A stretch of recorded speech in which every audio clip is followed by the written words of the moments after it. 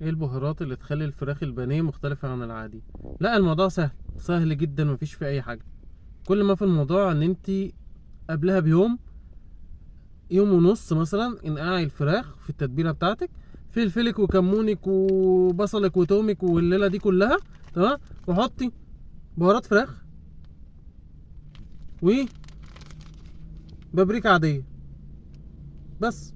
يعني البانيه ده هيبقى في حتة تانية. وانت طبعا ايه شاطرة في ان انت طبعا هتحط الكريسبي بتاعه والكلام ده لما تيجي تقليه. بس احنا بنتكلم على التتبيلة لما الفص يشرب التتبيلة تمام من قبلها بيوم، ويكون انت حاطة بهارات فراخ من الطنطي مميزة، بابريكا عادية، تمام.